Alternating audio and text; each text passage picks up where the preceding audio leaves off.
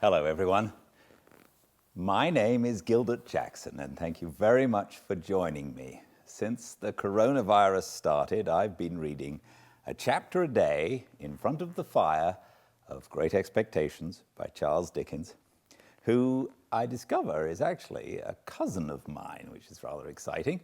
Not actually a blood cousin, but he married my first cousin 4 times removed.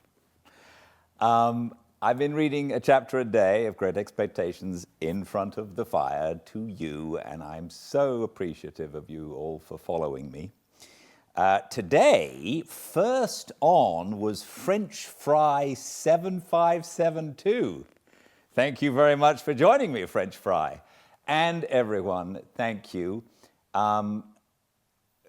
It seems that the most regular of regulars are Betty Crutcher and Jim Arneson. Thank you both especially for being here so often. It really makes doing this very worthwhile. So thank you. What happens is that I record live on Instagram at 5 every day, Pacific time, but also then the Instagram feed is available for 24 hours. But if you don't catch that, or if you just want to go straight to it, you can go to YouTube at Fireside Reading. If you want to subscribe to that, you can make sure that you don't miss any of Pip's adventures. If you'd like to make comments, if you'd like to like it, if you do like it, please do, and that helps others find it. The whole idea behind this is that while we're all locked away, I will be a little bit of companionship to those who might want it and need it. So now we're on chapter 46.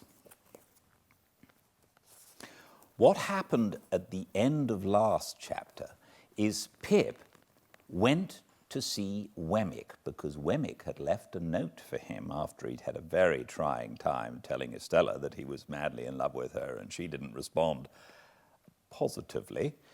He went home only to discover that there was a note from Wemmick saying, "Don't go home." So he went and spent the night at a rather terrible place, and in the morning he went to Wemmick's house. Wemmick told him all about there was a man called Compeyson, who we've met before. He was the other convict on the marshes. Compeyson was looking for him, and more specifically, was looking for Abel Magwitch, the person who gave Pip the money to have his expectations. So now we find Pip heading to the place where Herbert, his best friend, has hidden Abel Magwitch away. The room above his affiancée, his betrothed's house. Thank you for joining me. That was a convoluted explanation, I'm sorry. Thank you for joining me to a fireside reading of Great Expectations, chapter 46. 8 o'clock had struck before I got into the air that was scented, not disagreeably, by the chips and shavings of the longshore boat builders and mast, oar, and block makers.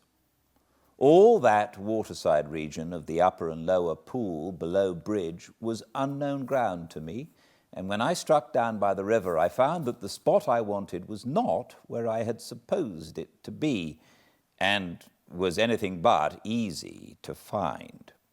It was called Mill Pond Bank, Chinks's Basin, and I had no other guide to Chinks's Basin than the old green copper rope walk. It matters not what stranded ships repairing in dry docks I lost myself among, what old hulls of ships in course of being knocked to pieces, what ooze and slime and other dregs of tide, what yards of shipbuilders and shipbreakers, What rusty anchors blindly biting into the ground, though for years off duty? What mountainous country of accumulated casks and timber? How many rope walks that were not the old green copper? After several times falling short of my destination, and as often overshooting it, I came unexpectedly round a corner upon Mill Pond Bank. It was a fresh kind of place, all circumstances considered, where the wind from the river had room to turn itself around, and there were 2 or 3 trees in it, and there was the stump of a ruined windmill, and there was the old green copper rope walk, whose long and narrow vista I could trace in the moonlight, along a series of wooden frames set in the ground that looked like superannuated haymaking rakes, which had grown old and lost most of their teeth. Selecting from the few queer houses upon Mill Pond Bank a house with a wooden front and 3 stories of bow window, not bay window, which is another thing, I looked at the plate upon the door and read there, Mrs. Whymple. That being the name I wanted, I knocked, and an elderly woman of a pleasant and thriving appearance responded. She was immediately deposed, however, by Herbert, who silently led me into the parlour and shut the door. It was an odd sensation to see his very familiar face established quite at home in that very unfamiliar room and region, and I found myself looking at him much as I looked at the corner cupboard with the glass and china, the shells upon the chimney-piece, and the coloured engravings on the wall representing the death of Captain Cook, a ship launce, and His Majesty King George III in a state coachman's wig, leather breeches and top boots on the terrace at Windsor. "All is well, Handel," said Herbert, "and he is quite satisfied, though eager to see you. My dear girl is with her father, and if you'll wait till she comes down, I'll make her known to you, and then we'll go upstairs. That's her father." I had become aware of an alarming growling overhead, and had probably expressed the fact in my countenance. "I am afraid he is a sad old rascal," said Herbert, smiling, "but I have never seen him. Don't you smell rum? He is always at it." "At rum?" said I. "Yes," returned Herbert, "and you may suppose how mild it makes his gout. He persists, too, in keeping all the provisions upstairs in his room and serving them out. He keeps them on shelves over his head and will weigh them all.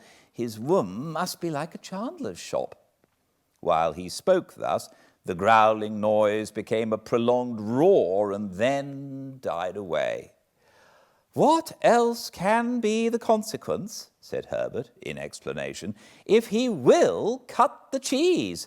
A man with the gout in his right hand and everywhere else can't expect to get through a double Gloucester without hurting himself." He seemed to have hurt himself very much, for he gave another furious roar. "To have Provis for an upper lodger is quite a godsend to Mrs. Whymple," said Herbert, "for of course people in general won't stand that noise. A curious place, Handel, isn't it?" It was a curious place indeed, but remarkably well kept and clean. "Mrs. Whymple," said Herbert, when I told him so, "is the best of housewives, and I really do not know what my Clara would do without her motherly help. For Clara has no mother of her own, Handel, and no relation in the world but for old Gruffen Gwym." "Surely that's not his name, Herbert?" No, said Herbert, "that's my name for him. His name is Mr. Barley, but what a blessing it is for the son of my father and mother to love a girl who has no relations and who can never bother herself or anybody else about her family." Herbert had told me on former occasions, and now reminded me, that he first knew Miss Clara Barley when she was completing her education at an establishment at Hammersmith, and that on her being recalled home to nurse her father, he and she had confided their affection to the motherly Mrs. Wimple, by whom it had been fostered and regulated with equal kindness and discretion ever since. It was understood that nothing of a tender nature could possibly be confided to old Barley, by reason of his being totally unequal to the consideration of any subject more psychological than gout, rum, and purser's stores. As we were thus conversing in a low tone, while old Barley's sustained growl vibrated in the beam that crossed the ceiling, the door-room opened, and a very pretty, slight, dark-eyed girl of 20 or so came in with a basket in her hand, whom Herbert tenderly relieved of the basket and presented, blushing, as Clara. She really was a most charming girl, and might have passed for a captive fairy whom that truculent ogre old Barley had pressed into his service.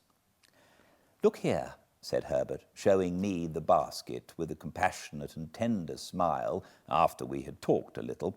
"Here's poor Clara's supper served out every night. Here's her allowance of bread, and here's her slice of cheese, and here's her rum, which I drink.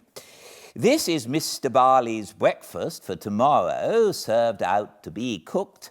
2 mutton chops, 3 potatoes, some split peas, a little flour, 2 ounces of butter, a pinch of salt, and all this black pepper. It's stewed up together and taken hot, and it's a nice thing for the gout, I should think."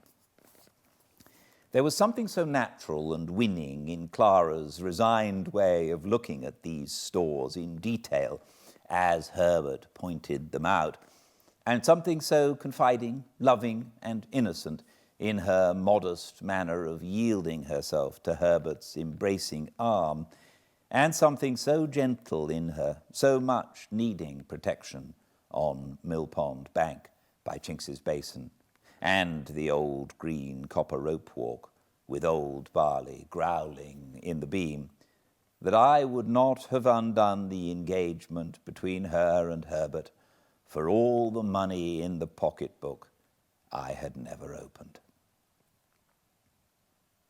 I was looking at her with pleasure and admiration when suddenly the growl swelled into a roar again, and a frightful bumping noise was heard above, as if a giant with a wooden leg were trying to bore it through the ceiling to come at us. Upon this, Clara said to Herbert, "Papa wants me, darling," and ran away. "There is an unconscionable old shark for you," said Herbert. "What do you suppose he wants now, Handel?" "I don't know," said I, "something to drink?" "That's it!" cried Herbert, as if I had made a guess of extraordinary merit. "He keeps his grog ready mixed in a little tub on the table. Wait a moment and you'll hear Clara lift him up to take some. There he goes." Another roar with a prolonged shake at the end. "Now," said Herbert, as it was succeeded by silence, "he's drinking." "Now," said Herbert, as the growl resounded in the beam once more, "he's down again on his back." Clara returned soon afterwards, and Herbert accompanied me upstairs to see our charge. As we passed Mr. Barley's door, he was heard hoarsely muttering within, in a strain that rose and fell like wind, the following refrain, in which I substitute good wishes for something quite the reverse. "Ahoy, bless your eyes, here's old Billy Barley. Here's old Bill Barley, bless your eyes. Here's old Bill Barley on the flat of his back by the Lord, lying on the flat of his back like a drifting old dead flounder. Here's your old Bill Barley, bless your eyes. Ahoy, bless you." In this strain of consolation, Herbert informed me the invisible Barley would commune with himself by the day and night together, often, while it was light, having at the same time one eye at a telescope that was fitted on his bed for the convenience of sweeping the river. In his 2 cabin rooms at the top of the house, which were fresh and airy, and in which Mr. Barley was less audible than below, I found Provis comfortably settled. He expressed no alarm and seemed to feel none that was worth mentioning, but it struck me that he was softened indefinably, for I could not have said how, and could never afterwards recall how when I tried, but certainly. The opportunity that the day's rest had given me for reflection had resulted in my fully determining to say nothing to him respecting Compeyson. For anything I knew, his animosity towards the man might otherwise lead to his seeking him out and rushing on his own destruction. Therefore, when Herbert and I sat down with him by his fire, I asked him first of all whether he relied on Wemmick's judgment and sources of information. Aye, dear boy, he answered with a grave nod. Jaggers knows.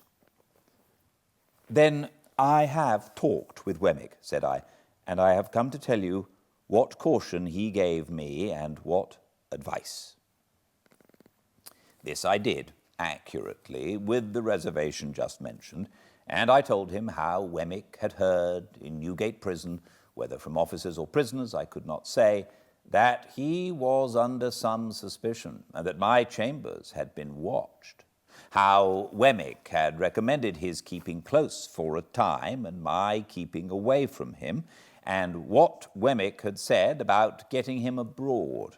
I added that, of course, when the time came, I should go with him, or should follow close upon him, as might be safest in Wemmick's judgment. What was to follow, that I did not touch upon, neither indeed was I at all clear or comfortable about it in my own mind, now that I saw him in that softer condition, and in declared peril for my sake.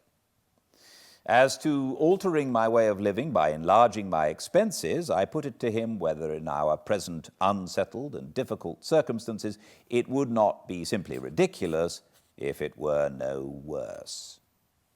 He could not deny this, and indeed was very reasonable throughout. His coming back was a venture, he said, and he had always known it to be a venture. He would do nothing to make it a desperate venture, and he had very little fear of his safety with such good help. Herbert, who had been looking at the fire and pondering, here said that something had come into his thoughts arising out of Wemmick's suggestion, which it might be worthwhile to pursue. We are both good watermen, Handel, and could take him down the river ourselves when the right time comes. No boat would then be hired for the purpose, and no boatmen. That would save at least a chance of suspicion, and any chance is worth saving. Never mind the season. Don't you think it would be a good thing if you began at once to keep a boat at the Temple Stairs and were in the habit of rowing up and down the river? You fall into that habit, and then who notices or minds? Do it 20 or 50 times, and there is nothing special in your doing it the 21st or 51st. I liked this scheme, and Provis was quite elated by it. We agreed that it should be carried into execution, and that Provis should never recognize us if we came below bridge and rowed past Mill Pond Bank.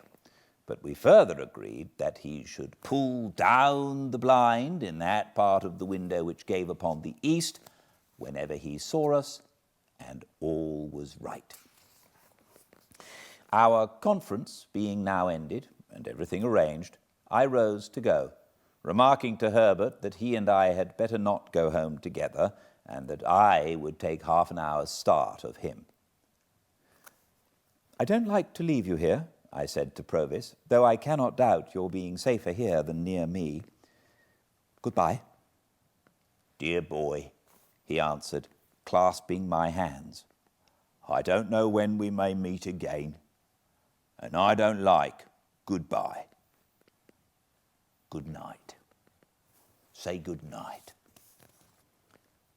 Good night. Herbert will go regularly between us, and when the time comes, you may be certain, I shall be ready. Good night. Good night. We thought it best that he should stay in his own rooms, and we left him on the landing outside his door, holding a light over the stair rail to light us downstairs. Looking back at him, I thought of the first night of his return, when our positions were reversed, and when I little supposed my heart could ever be as heavy and anxious at parting from him as it was now. Old Barley was growling and swearing when we repassed his door, with no appearance of having ceased or of meaning to cease. When we got to the foot of the stairs, I asked Herbert whether he had preserved the name of Provis. He replied, certainly not, and that the lodger was Mr. Campbell. He also explained that the utmost known of Mr. Campbell there was that he, Herbert, had Mr. Campbell consigned to him and felt a strong personal interest in his being well cared for and living a secluded life. So when we went into the parlour where Mrs. Wimple and Clara were seated at work, I said nothing of my own interest in Mr. Campbell, but kept it to myself. When I had taken leave of the pretty, gentle, dark-eyed girl, and of the motherly woman who had not outlived her honest sympathy with a little affair of true love, I felt as if the old green copper rope walk had grown quite a different place. Old Barley might be as old as the hills and might swear like a whole field of troopers, but there were redeeming youth and trust and hope enough in Chinks's basin to fill it to overflowing.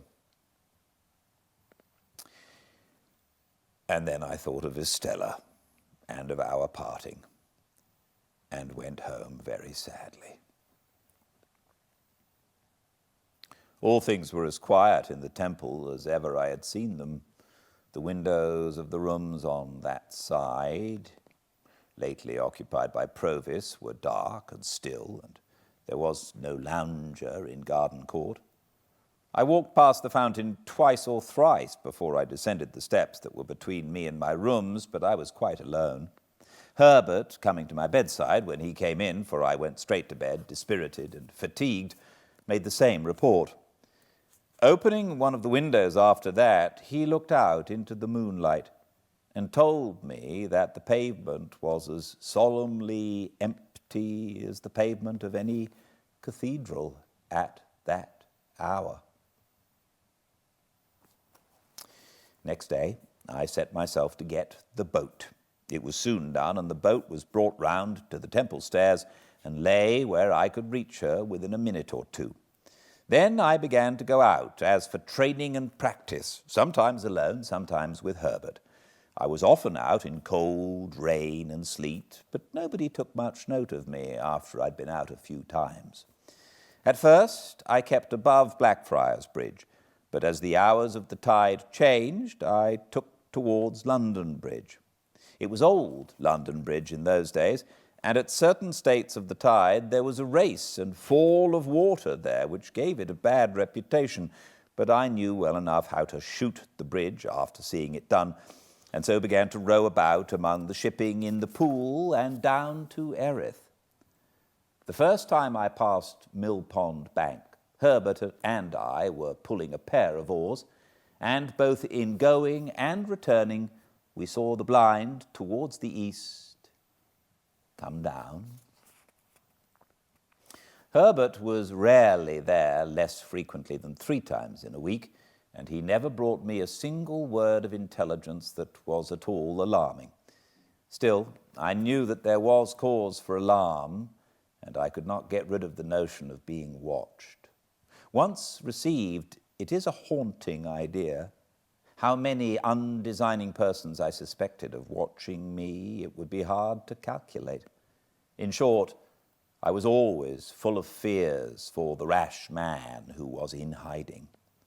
Herbert had sometimes said to me that he found it pleasant to stand at one of our windows after dark when the tide was running down, and to think that it was flowing with everything it bore towards Clara.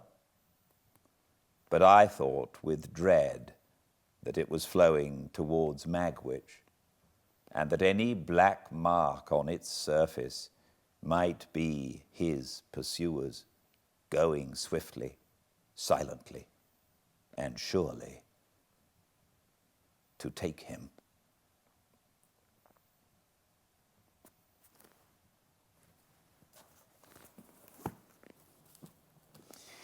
Thank you all for joining me. If you are watching this on YouTube, please subscribe and like, and that means more people will be able to find it. Thank you so much to the many people who come regularly and listen, watch this. I really appreciate your company, and I hope that this helps just a little bit. And I look forward to seeing you here tomorrow, 5 p.m. Pacific time, for the next chapter of Fireside Reading. Until then, please be well. Goodbye.